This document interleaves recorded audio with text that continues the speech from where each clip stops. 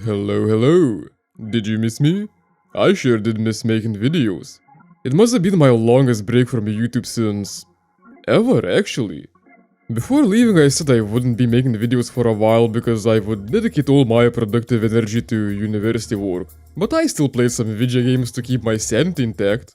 All of them in the most different genres possible, yet all strikingly well stylized in this cross-hatched, hand-drawn comic booky style. They are too cool for me not to talk about, so here we go.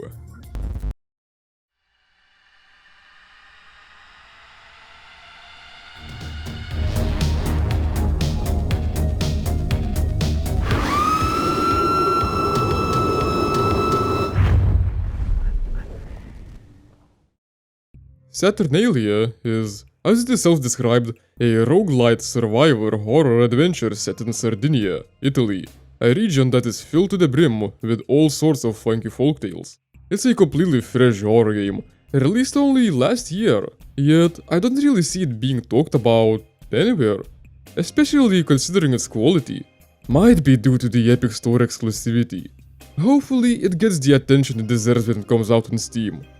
I only found out about Saturnalia when it was given away for free on Epic Store, and upon seeing the screenshots I immediately knew I had to play it. Not just because it looks rad as hell, but because it resonated strongly with me personally. You see, in my absence I've been working on my final university project, which is... a video game!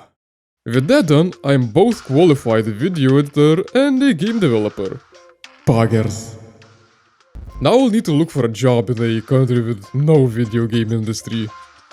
Anyway, I started working on that game maybe a year before I knew of Saturnalia, yet a lot of things about Saturnalia looked incredibly similar to what I was doing. The super dark environments and dynamic lighting as one of the central gameplay mechanics, hand-drawn comic and stop-motion inspired graphical style, the cross-hatching stuff. Although mine was more ink-inspired in comparison to Saturnalia's pencil-y style, it even has those choppy, traditional animation emulating character movements, which I intended to do myself as well. I'm not saying that either copied one another, but I might be implying that great minds think alike. Also, before you ask, my game is not publicly available, at least not yet. Currently it's only in Lithuanian, and if I were to actually release it, I would want to completely revamp the mechanics and the story, leaving only the visuals as a base. Back to Saturnalia. I usually hold a strong dislike for those types of horror games when you can only run and hide from dangers, but Saturnalia's incredible stylishness kept me going through the whole thing. To be honest, it wasn't even that hard for the most part, only getting trickier towards the end.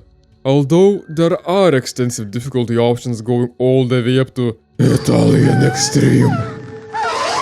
Benvenuto alla mia casa, Italian Spider-Man.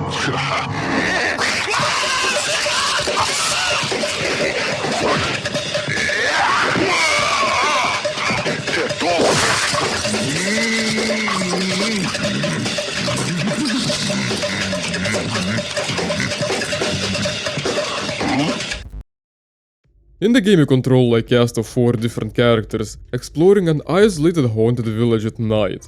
The village itself is like a character.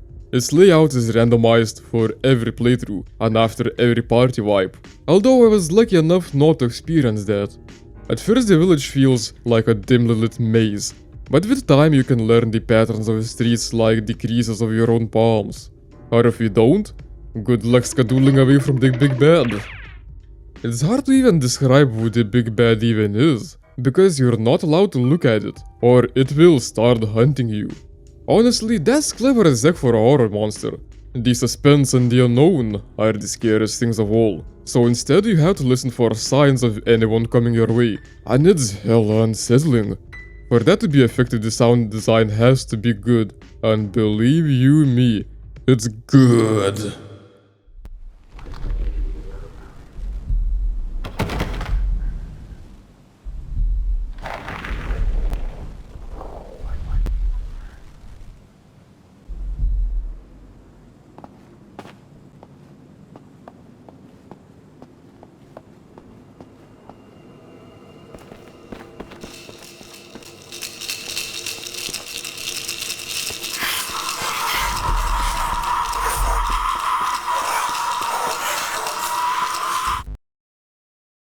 If it gets too close and you have to know where to hide, you can try closing your eyes, but good luck escaping that way.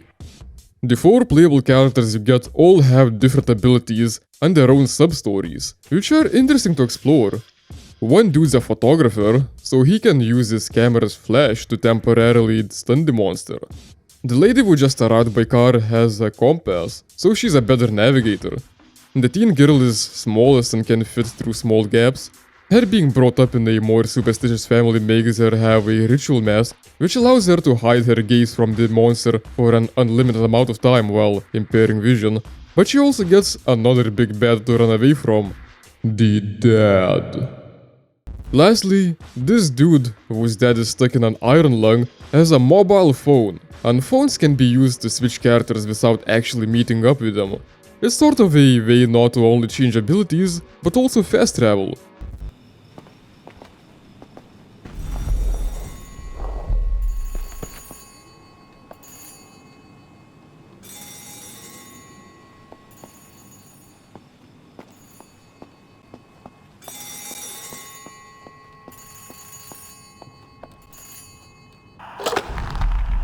You smell of poo-poo pee-pee.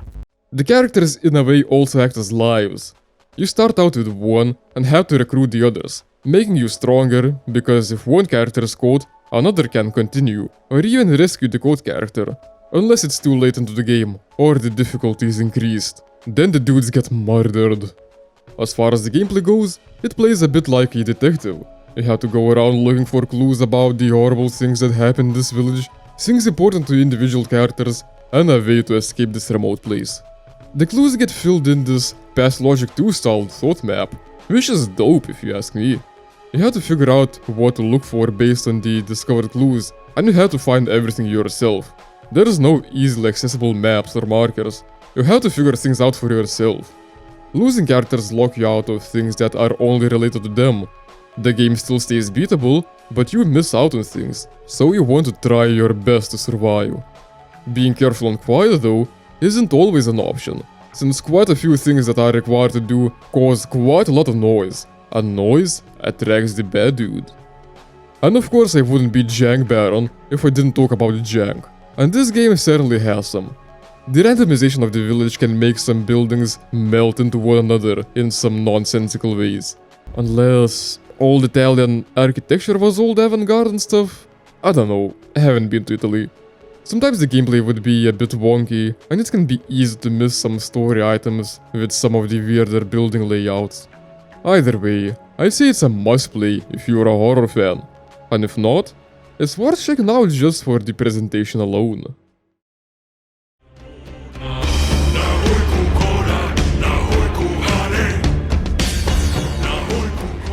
Now, this one was one of my most anticipated games of this year. Clash: Artifacts of Chaos is a third-person spin-off of the surreal first-person beat-em-up series Xenoclash, which I have reviewed previously, as I like these games a lot. Nothing quite like seeing weird mutant dudes getting smacked with a fish-head hammer from up close. Just like Saturnalia and survival horror, action beat-em-ups is not really my genre, but Clash made me get over it by just having an amazing presentation and honestly, really fluid combat system.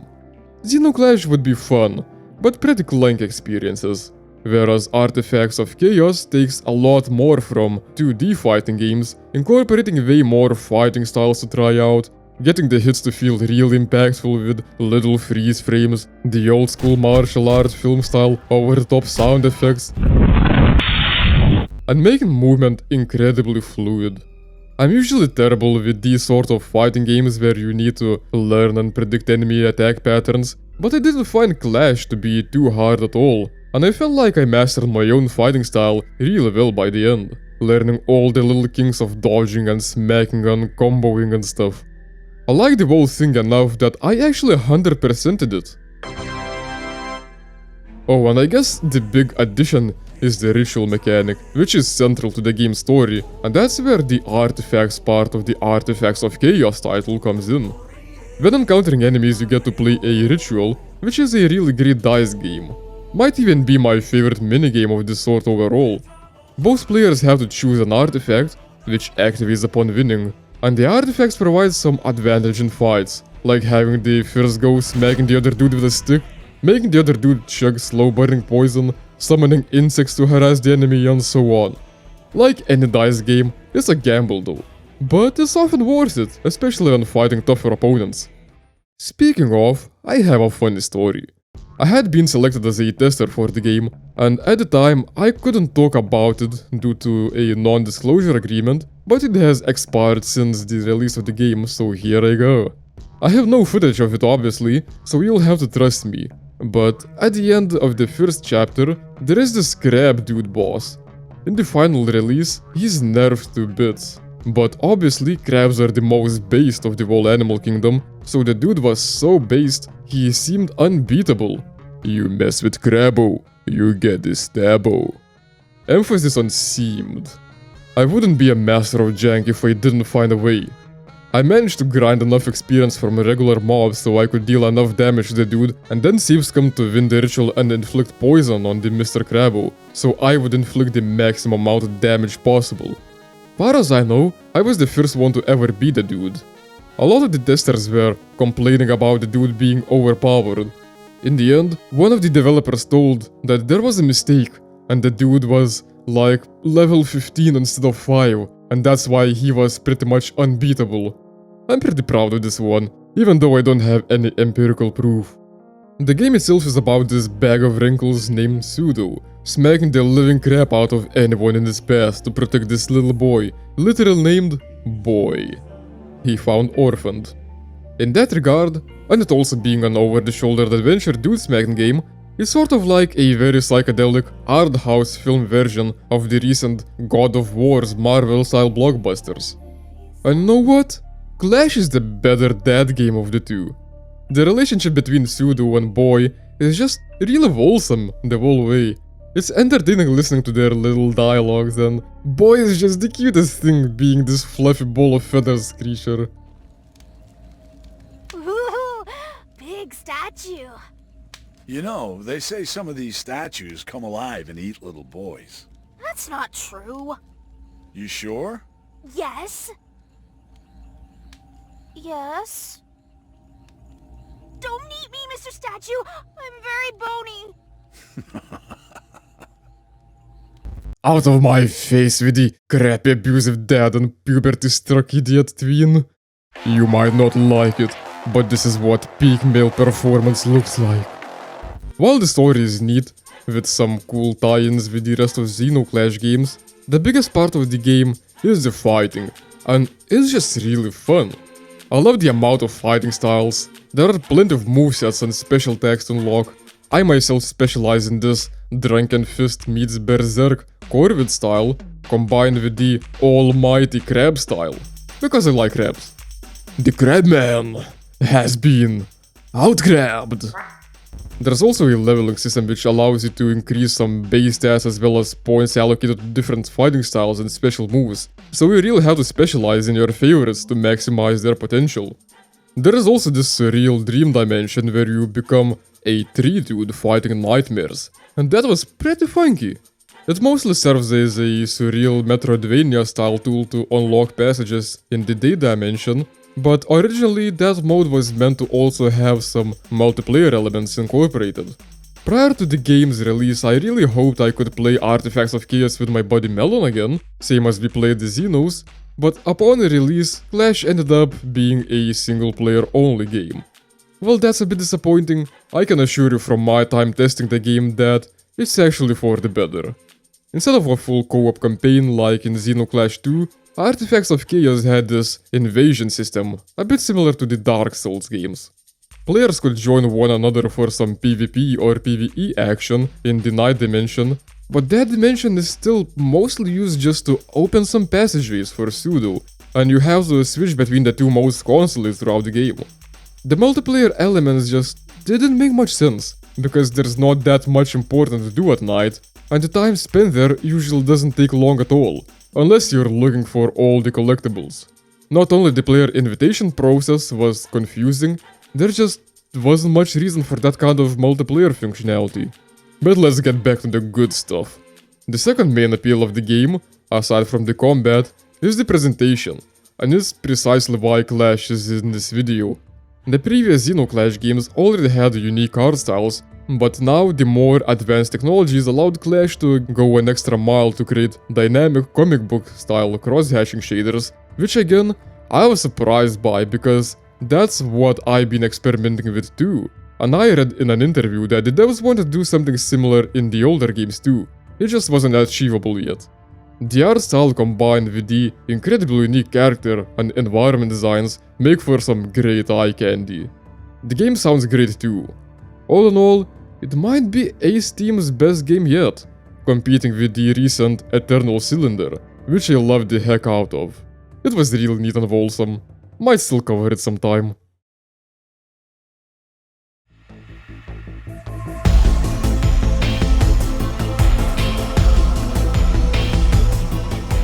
The Blind Prophet is another one of those games that I knew I just had to play without knowing anything about, just after having seen some screenshots.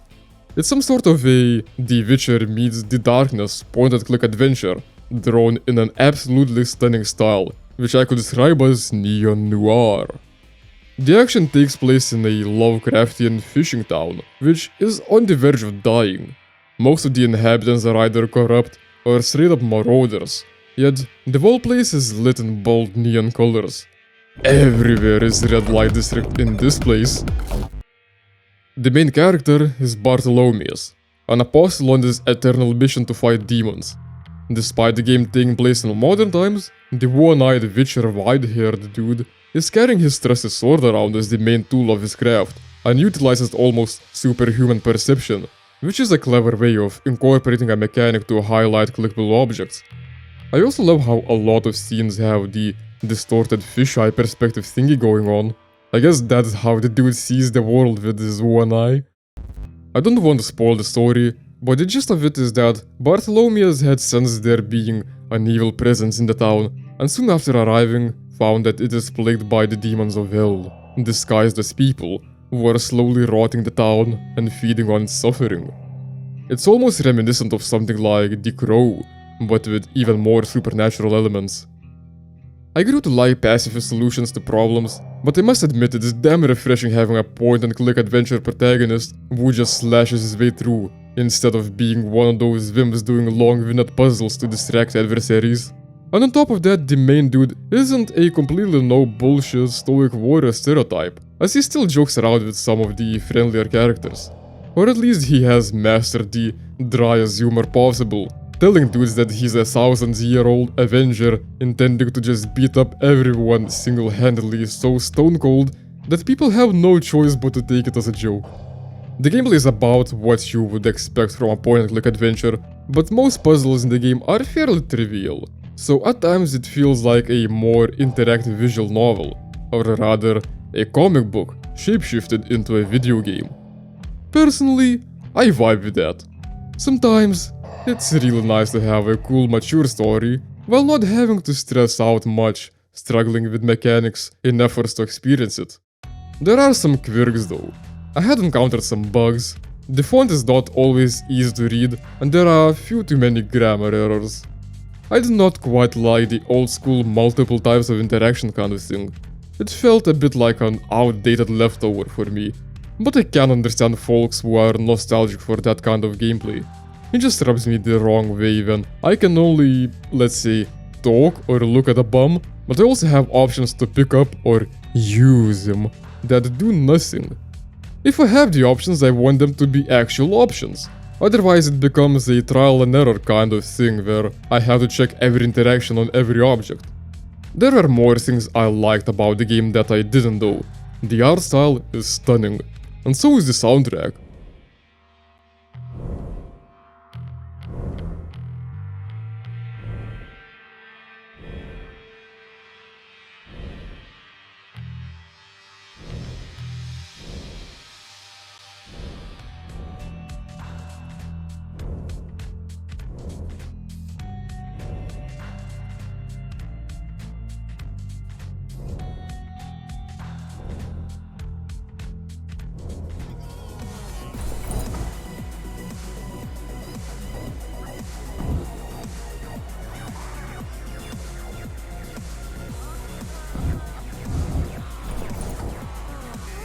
I might have to buy it on its own. The game is rather short, and it did leave me wanting for more. It's a bit rough around the edges, but I can see it getting better. I would absolutely love for it to have voice acting, even if it took the shape of a DLC. If not, it's still a cool, gritty, and hellishly stylish mystery adventure with a good amount of both tension and comic relief. Some could argue that these games that I've covered in this video are style over substance, but I could argue that in some cases, especially these, style is substance. I had a great time with all of them, and I don't want to downplay their other qualities either. Saturnalia is a tense survival horror game that is not only carried by its visual, but also superb sound design. The Blind Prophet is a chill narrative experience, and Clash, Artifacts of Chaos, is one of the more satisfying and fluid feeling beat-em-ups I've played. Don't sleep on those games, sleep on your bed. Thank you for watching and see you in the next video.